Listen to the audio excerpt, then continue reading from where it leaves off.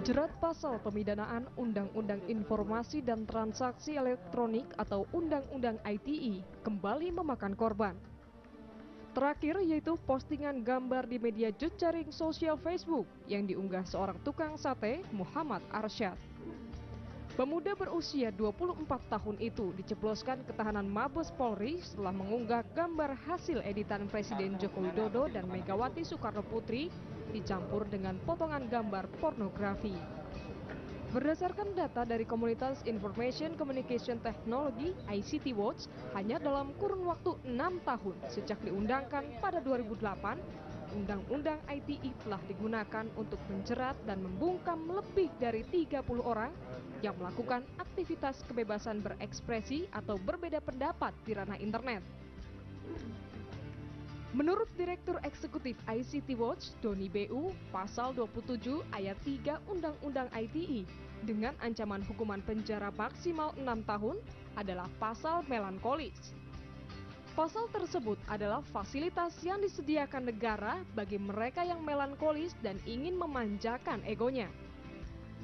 Yang terjadi di lapangan, justru pasal tersebut berulang kali digunakan oleh mereka yang memiliki kekuasaan untuk menekan pihak lain yang tak sepaham. Dalam SafeNet menunjukkan angka yang lebih mencengangkan lagi. Jumlah kasus aduan terkait Undang-Undang ITE semakin meningkat sejak 2008. Pada 2012 jumlahnya tercatat ada 8 kasus. Di 2013 meningkat jadi 14 dan pada 2014 naik menjadi 39 kasus. Jika dirata-rata, maka sampai bulan Oktober ini, maka ada 4 kasus tiap bulannya. Korban pertama Undang-Undang ITE adalah Prita Mulyasari. Kasus yang terjadi pada 2009 itu merupakan salah satu kasus menonjol yang diganjar oleh pasal 27 ayat 3 Undang-Undang ITE. Prita, seorang ibu 3 anak, saat itu ditahan akibat menuliskan keluhan pelayanan buruk dokter dan Rumah Sakit Omni Internasional melalui email.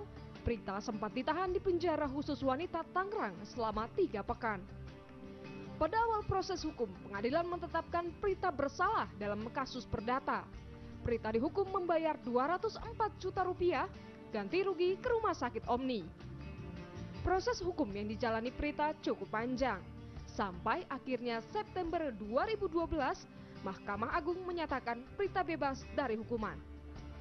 Dampak pasal 27 Undang-Undang ITE dirasakan jelas oleh Prita Mulyasari hingga kini. Sampai sekarang ia mengaku takut mengirim SMS, email, atau berbicara kepada media, bahkan hanya sekedar sharing ke teman-teman. Kalau media sosial seperti Facebook atau Twitter, saya sih sebisa mungkin tidak sih Mbak. Tapi kalau media email ya, media email kecuali dalam pekerjaan kantor pasti sangat membutuhkan, nggak mungkin nggak saya menggunakan itu. Namun kalau menceritakan kembali misalkan dalam hal cerita ke teman terus kita email, itu lebih baik mencegah dulu lah Mbak gitu. Jadi saya lebih baik tidak mau melakukan itu dulu.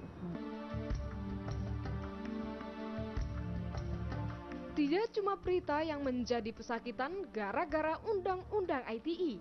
Bulan September silam, Florence Sihombing, seorang mahasiswa S2 Universitas Gadjah Mada Yogyakarta, harus mendekam di sel Polda Daerah Istimewa Yogyakarta usai dilaporkan menghina masyarakat Jogja di akun pet miliknya.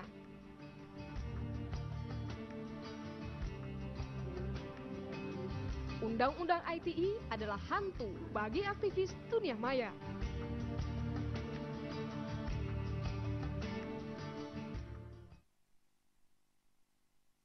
Oke, pemirsa, saya akan tanyakan dulu, kemungkinan jawaban akan tidak, tapi akan tetap saya tanyakan, Undang-Undang ITE ini, apakah bisa diaplikasikan ke kasusnya Arsyad? Kayaknya tidak. Sementara ini fokus kita kepada undang-undang pornografi, karena itu yang paling bisa dibuktikan, dan buktinya sangat lengkap. Oleh karena itu, ya publik juga perlu melihat beda penanganan kasus Prita maupun di Jogja dengan 2 kasus yang kita tangani belakangan ini, yaitu kasus Trio Macan maupun MA. Ya. ini menjadi pembelajaran bagi kita semua, termasuk MA dan juga MA yang lain, bahwa media sosial itu kan media yang terbuka.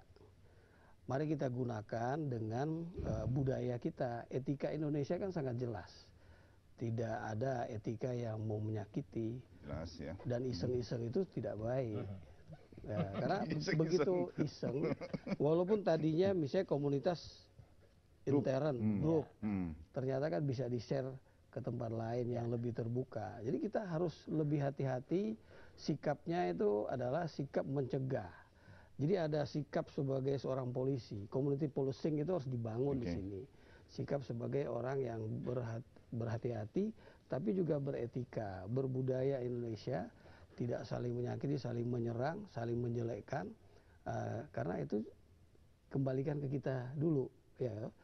Tidak hanya harus kita takut akan dipidana dan sebagainya.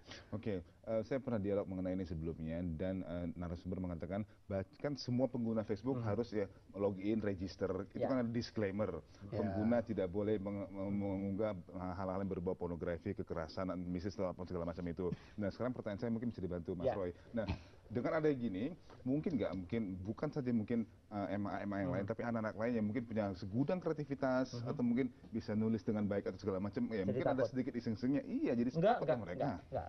Gini ya, memang betul bahwa ini akan jadi pelajaran bagi masyarakat ya.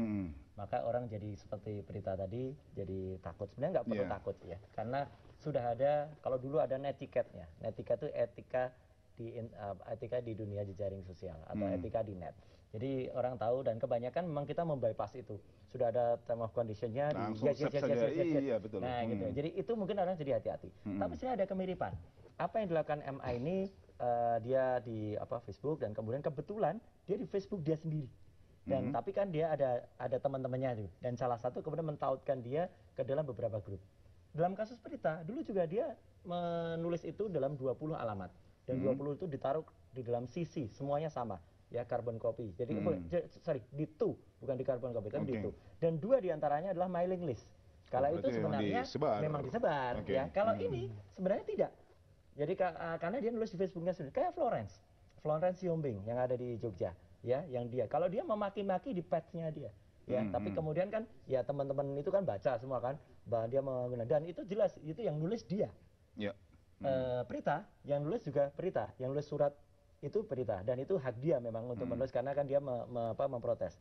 Nah, kalau MA ini itu gambar orang lain gitu. Jadi kecuali dia terpojok dia ngaku itu saya kok yang bikin. Nah, ini lain cerita ya. Tapi saya nggak tahu apakah kuasa hukum nanti kalau bisa membuktikan bahwa itu gambar orang lain, ya. Nah, tentu harus dikejar meskipun sekali lagi di dalam, kalaupun digunakan dalam ITE, ya bukan ITE tapi ITE, informasi dan transaksi elektronik, ya, di Undang-Undang nomor 11 tahun 2008, ya, itu bahwa harus terbukti membuatnya, mendistribusikannya. Ya itu cuma Mas Roy yang bisa buktikan. Enggak banyak sosial. Bisa gimana? Dari bisa dikejar polisi, saya yakin pasti akan kena lah, mencari siapa yang mereka yasa. Nah, kalau gitu sekarang tugas Bang Irfan juga sebagai kuasa hukum untuk betul-betul memindahkan mungkin tanggung jawab yang paling besar harus ada di tangan si kreatornya itu. Dan sekarang bagaimana kita bikin mereka berdua? Ya, MA ini kena.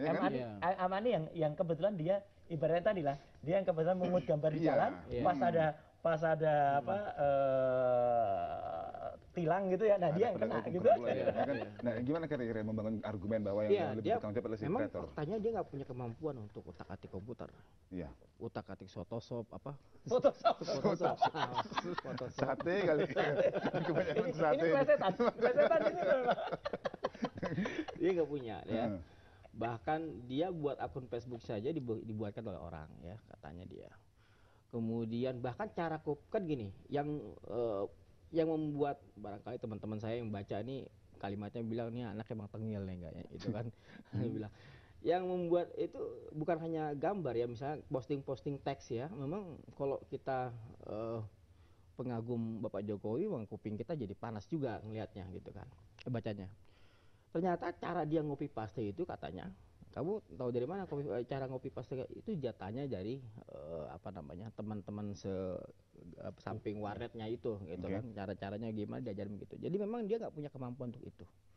Kalau dia dibilang mengedit segala macam, dia nggak punya kemampuan. Udah tahu nggak dari pengalaman dia atau mungkin dari share sudah berapa gambar sudah dipost dia, sudah berapa apa tuh kalau di Twitter kan retweet, Ya, kalau di Facebook itu sudah berapa yang Repost. di repostnya? Kalau gambar-gambar yang berkaitan dengan pemilu, pilpres saya kira lebih dari 3 ya, gitu. Saya kira ada. Tapi gambar-gambar itu kan gambar-gambar yang memang sering kita temui dalam Facebook, bahkan share-share BBM segala macam. Grup-grup BBM share gambar Berapa itu lama gambar-gambar yang si Arsad aktif di Facebook, Bang Irfan? kalau menurut kita lihat kayaknya 2011, tapi dia aktifnya agak-agak belakangan terakhir yang mulai. Tapi itu pun nggak tiap hari dia aktif gitu. Oke.